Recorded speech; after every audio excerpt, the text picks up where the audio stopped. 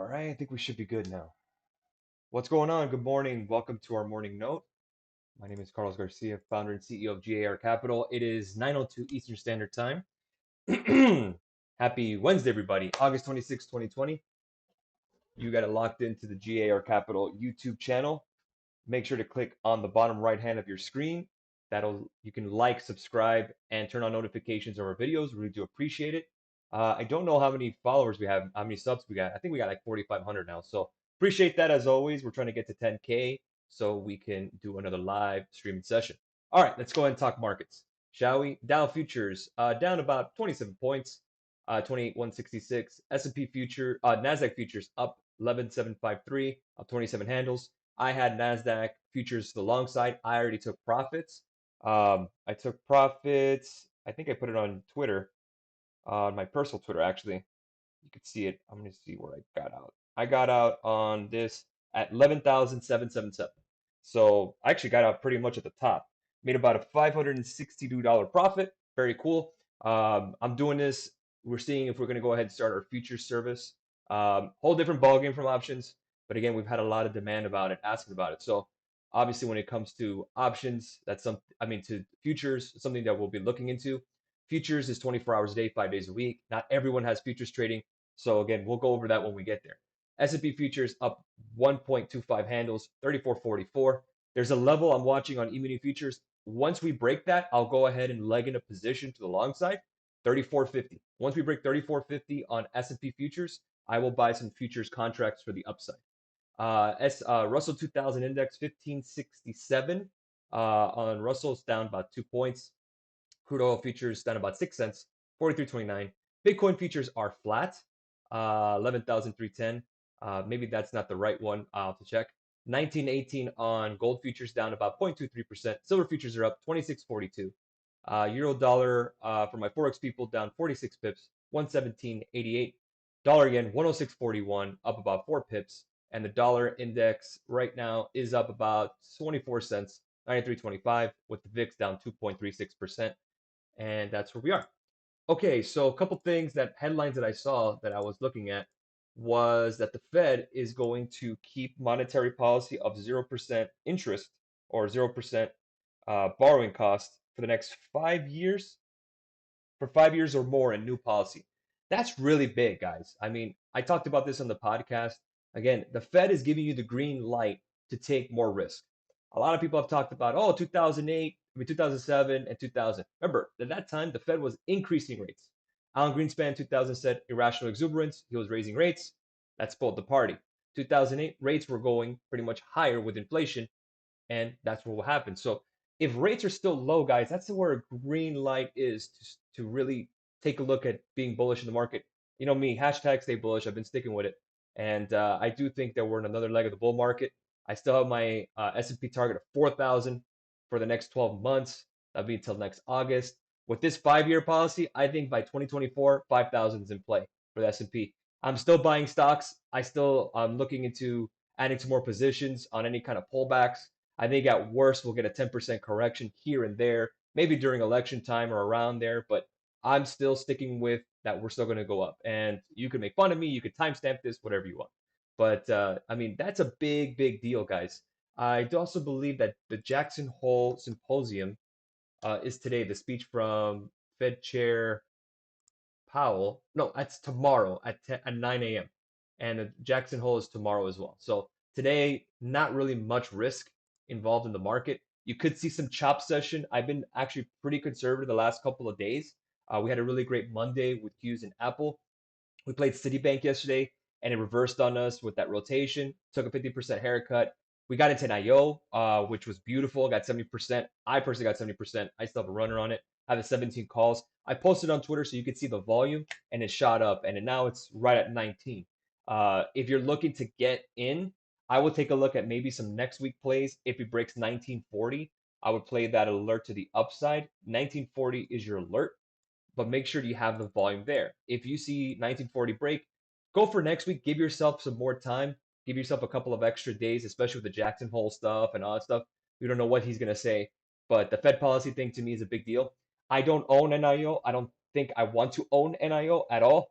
But again, looking forward, I prefer Tesla instead. But NIO, if you want to put a speculative position in your portfolio, you're willing to roll the dice a little bit. Listen, I have a speculative play on DraftKings, and I'm almost green on it. So again, that's one of the buy and hold. I haven't added to it. I'm just holding that thing. Again, I'm a sports guy. I like DraftKings or FanDuel. DraftKings seems to be the better bet, so I'm rolling with it.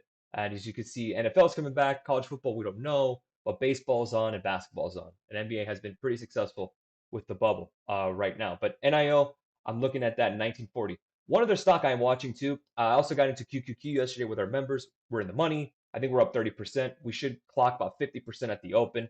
Uh, Looking at here, 28.40 on Facebook. If you do break that to the upside, it could be very, very interesting to play. So take a look at Facebook. Could be worth a play. It did move up yesterday with the e-commerce stuff that they're talking about. But again, just keep an eye on Facebook. But Q's is a cheaper way to play it. That's what we played. Looking at BABA, I had the 280 calls that I bought in on Monday, I believe, and I did it just a personal play. I got about 100% on it, but the premiums were so choppy that even that the stock rose $2 more, the premiums didn't change on the 280s because they were in the money already. So I'm kind of glad I got out already. I got my money, but looking at Alibaba, it looks like still wants to continue to run. That's another stock that I'll be watching. 291 is for the break for the upside. Take a look at that. And I also own stock. So again, I'm holding on for a while. I don't see myself selling. But QQQ looking very, very good with tech still bouncing. Apple just got a price upgrade from Wedbush to 700. Apple's not much going on there. So, I mean, I think it's up about maybe 1% pre-market. You still need to get to around 515 before you do anything there. So, keep playing pretty close to the chest as we kind of close out August. August has been very bullish. It's actually very contrarian. August tends to be the weakest month in the S&P. So that tells you a lot. But again, we'll see as the election cycle heats up, September, October, November. But August looking pretty solid, and we've done pretty well. So that's where we are. I'm staying bullish. Nothing has changed in regards to my analysis. Tomorrow is the Jackson Hole Symposium, so keep that in mind as in the back of your head. All right, let's answer some questions. Good morning, everybody. Let me go ahead and get my stream settings going. Okay, good morning. Good morning. Hey, thoughts on Square, Twilio? I don't know what the other two are, but I can tell you about Square. Square, I like long term. I don't own it. I have PayPal instead, but Square needs to break 159.47 before we do anything for a call. Let's see. Info on DocuSign. DocuSign, I've looked at the stock.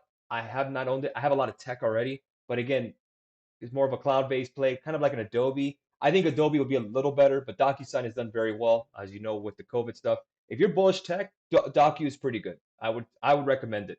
Obviously, I don't own it, and I don't plan to own any other tech stocks out there. The only one I want to buy is Shopify, but I'm still looking for a good price to get in.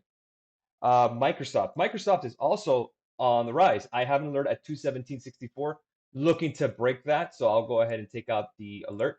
I have some long-term calls on Microsoft and Facebook for January, and it's looking pretty solid. I've been looking for that break.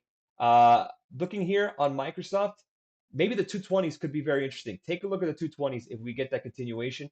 If you break 218.20, then I would say, if as long as you stay above the fib of 217.64, which was the all-time high, then I would take a look at the 220s to play for some calls. 220 seems to be it because you could see on Microsoft, you had almost like a double top, 1, 2, and then your triple top, and it finally broke out. So Microsoft could be primed for a breakout. Take a look at the 220s. Roku, your favorite's up. Oh, I love Roku, the stock. I hate trading the options. Thoughts on MU? MU, I would stay away. Honestly, it's a stock in a sector that is very much underperformed. Better off getting AMD, better off getting Nvidia. Micron is a waste of your time, honestly. Hi, thank you for the wisdom of your morning. I'm sure lots of hard work do this every day. Hey, you're welcome, Alvin. Thank you. How would GLD react to the 0% Fed policy? Well, GLD would go up slightly, but it's really based on the stimulus and fiscal spending of the government, not the Fed. So the Fed can only do monetary policy in regards to money supply and inflation, but again, the spending is probably your thing that you want to see, your cue when it comes to gold. Tesla, nice up pre-market. Thoughts? I love Tesla. I love it long term. I have not added to it. Maybe when we get the split, we'll see. I want to see the price action after the split, but it's an expensive one. I really don't recommend getting into it here. Looks like it's going to be just chop until the split. I think there's better options out there. I would just wait out Tesla here. Hop and C calls. We got into C yesterday. I got hit on it, 50% loss. I was looking for that break. We had a break here, and then we just chopped around. I thought we were gonna get that rotation a little longer. 52.50 is my alert for the upside, but no, I wouldn't touch it, to be honest with you. PayPal, I love PayPal long. I own it, and you need to break the new highs of 204.99. And once until you get there, 205, then you can start taking a look at some calls on PayPal. But I love it. Shopify, my entry for a buy, oops, Shopify is 970.92. Now, could we get there? If we don't ever get there, fine, but I still like Shopify. 970.02 will be that support. I want to play that bounce and buy some there. Morty, do you see CRM still climbing today? I love CRM long term, and it looks like it could still go up a little higher. I don't own it. They're part of my Cloud Kings that I've talked about for 3 years now. CRM, Adobe. I used to say Red Hat until they got bought out by IBM. It was Amazon and Microsoft. I own two of the four, Amazon and Microsoft. I like CRM and I like Adobe, but when it comes to Microsoft and Amazon, they have other businesses other than cloud, and they're the biggest players. So I'd rather stick with those two. I'm not against buying CRM, but I already have enough cloud in my portfolio since Amazon and Microsoft are probably two of the top three weighted stocks in my portfolio. I'd rather not be too concentrated on a sector personally. What about Nvidia and AMD? Love Nvidia long term as well. I need to break a 517.30 on Nvidia before I do anything. And on AMD, it looks like it is moving. You need to go ahead and retest that high of 87.48. If you do, then I would play it.